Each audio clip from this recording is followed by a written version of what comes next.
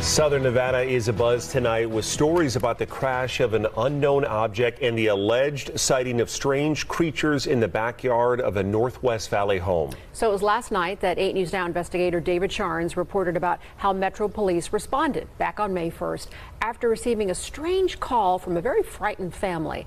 Well, our report generated a global response, and now piecing together the sequence of events has been kind of tricky, in part because the primary witnesses have been almost as elusive as the beings they say they encountered.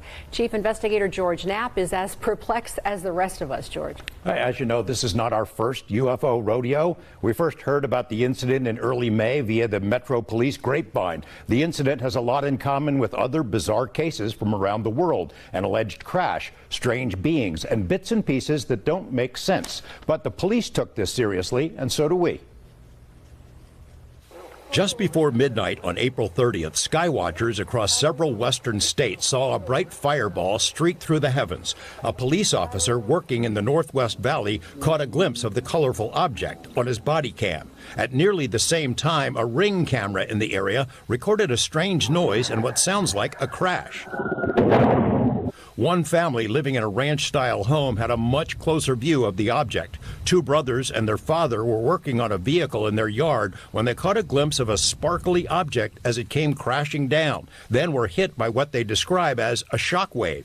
One of the witnesses, a young man named Angel, has stated when the brothers looked into the yard where the object landed, that spot was obscured and blurry, as if by unknown form of camouflage. What they saw next prompted a frantic call to 911. So there's two people or two subjects that are in your backyard? Correct, and they're very large. They're like 8 foot, 9 feet, 10 foot. I don't know. They look like aliens to us. Big eyes. They have big eyes, like I can't explain it, and big mouth. They're shiny eyes, and they're not human. They're 100% they're not human. 8 News Now investigators have spoken with family members multiple times in the past 4 weeks, but each of the 3 times we accepted their invitation to do an interview, they didn't answer the door or their phone. These are some of the claims they've made in other public forums. Multiple family members backed up the story in an initial police report we obtained. Angel says they heard the patter of multiple feet in the yard. They later heard footsteps on their roof. They saw one of the 8-foot-tall creatures climb behind the controls of a large front loader stored in the yard as if trying to engage it. He got a good look at one of the creatures, he said, a greenish-grayish being with large eyes and long legs. He says he could hear its deep breaths, and when he locked eyes, he was, in essence, frozen in place, couldn't move. In the middle of the yard, where the object had crashed, then vanished, a circular impression was left in the soil. Okay, where is this on your property? Metro sources say the police dispatcher initially wondered whether to send a crisis intervention team to help the troubled witness, but then took the incident seriously. 2 officers arrived 38 minutes after the call, and by then had heard from other officers. They proceeded cautiously and managed some nervous laughs. I ain't dealing with that.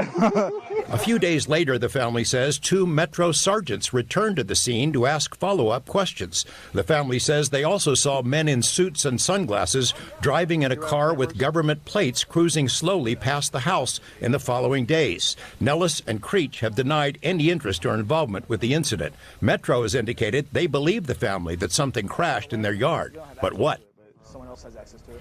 You mentioned, George, in that piece that they were frozen because so many people have been critical of, like, why didn't they get their phone out? Why didn't they shoot the video? Do we know if there's even any video of this incident? Yes and no. So there's a surveillance camera in the backyard. The property owner keeps that because he's got a lot of expensive equipment there. What we were told is that at the moment this thing comes down and crashed, this camera went out, and it was out for a couple of minutes. When it came back on, the object was gone, but the circle was there. We've been told by Angel in multiple phone conversations that he shot video of the creatures. We haven't seen it, and we don't know anybody else who's seen it yet, so maybe he'll release it at some point. It's getting a lot of attention. Yeah, all over. All right, George, thanks for that.